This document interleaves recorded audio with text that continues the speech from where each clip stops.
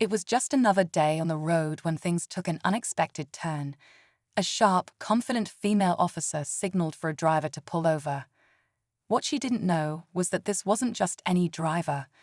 This was someone who knew their rights inside and out.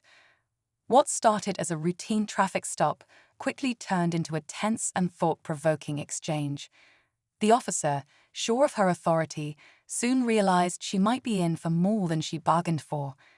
In this episode of Refusal, we dive into a situation that tests the limits of both patience and the law. You'll witness how staying calm, standing your ground, and understanding the rules can make all the difference. With every word and move, the tension builds, leaving us to wonder, will the officer back down, or will this escalate into something bigger? Stick around, because this is one interaction you don't want to miss. As the officer approached the car, her confidence was undeniable. The driver, however, remained calm, hands resting on the wheel, quietly observing her every move. With a polite but firm tone, she asked for his license and registration. But instead of complying immediately, the driver asked a simple, yet surprising question: "Am I being detained, or am I free to go?" The officer paused, clearly caught off guard. This wasn't the usual nervous reaction she was used to seeing. She hesitated for a moment, then responded with authority, "Sir, you've been pulled over. Please hand over your identification." But the driver wasn't backing down. Instead, he calmly explained his rights, quoting legal statutes and pointing out that he hadn't been informed of any violation. Her expression shifted, part surprise, part frustration, as she realized this wasn't going to be a quick stop. Meanwhile, the driver stayed collected, unwavering in his approach. The tension in the air was undeniable, and both seemed to be locked in a mental chess game, each move carefully calculated. The officer's confidence began to waver as she tried to maintain control of the situation. "Sir, this is a lawful order," she said, her tone more insistent now. But the driver didn't flinch. Instead, he calmly asked, "What's the reason for the stop?" It was a simple question, but it threw her off balance.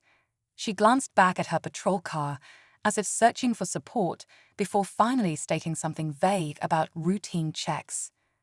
The driver, still calm, responded with another question, pressing for clarity.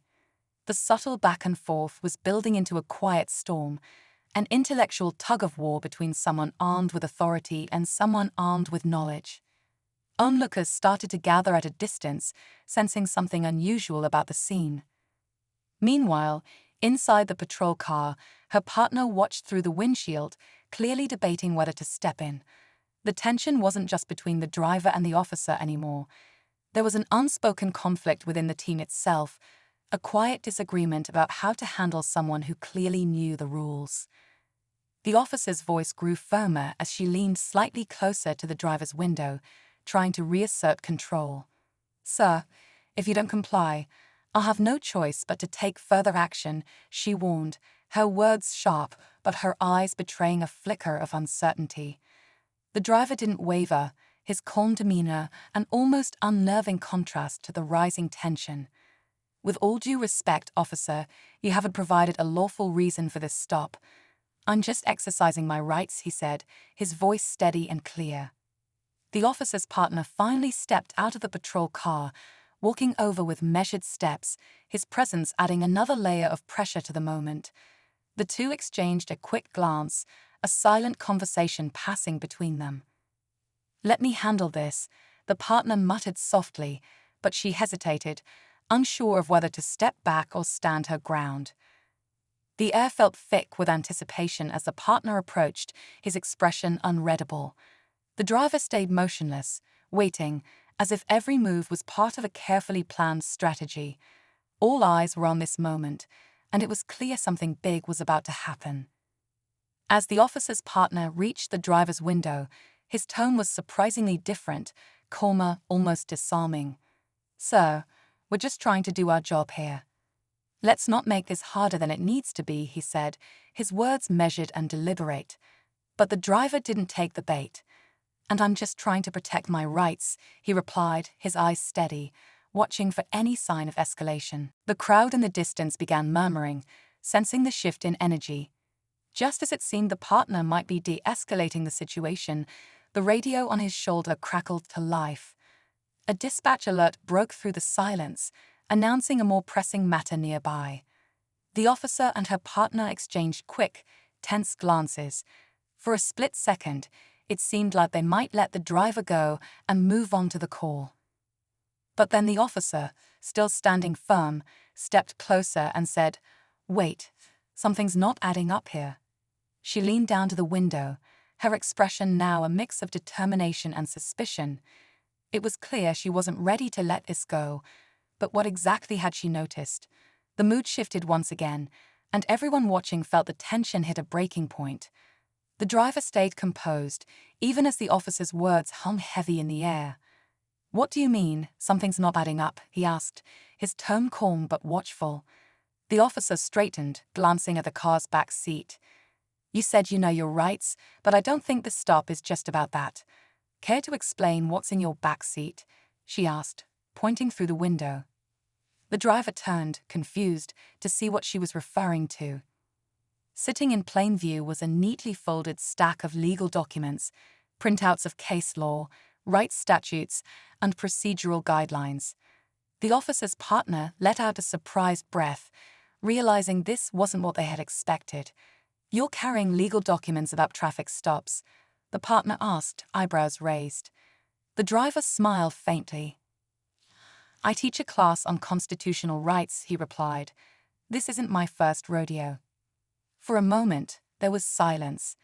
Then, the officer let out a frustrated sigh, stepping back from the car. "You're free to go," she said, her voice tight but controlled. As the driver pulled away, the partner glanced at her and said, "Next time, maybe trust your gut a little less."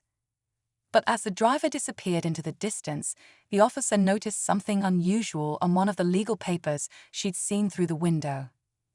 A name she recognized, a case involving a major rights violation that had gone viral. The driver hadn't just been prepared, he'd lived through it before. This wasn't about proving a point, it was personal. As the officer stood watching the car disappear, she couldn't shake the feeling that she'd just encountered someone with a deeper story than he let on. The name on the document lingered in her mind, a subtle reminder that not all confrontations were what they seemed. Her partner broke the silence with a shrug. "Guess he really did know his rights. You don't see that every day," he said with a faint smirk. She nodded, though her thoughts were elsewhere. The driver, meanwhile, drove off with the same calm demeanor he'd maintained throughout the encounter. For him, it wasn't about winning or proving anyone wrong. It was about standing firm in what he believed and reminding others of the power of knowledge. Every stop like this wasn't just a test, it was a chance to make sure his story, and the stories of those who came before him, left a lasting impact. As the tension of the moment faded, one thing became clear. Sometimes, the real victory isn't in the argument, it's in the lesson left behind.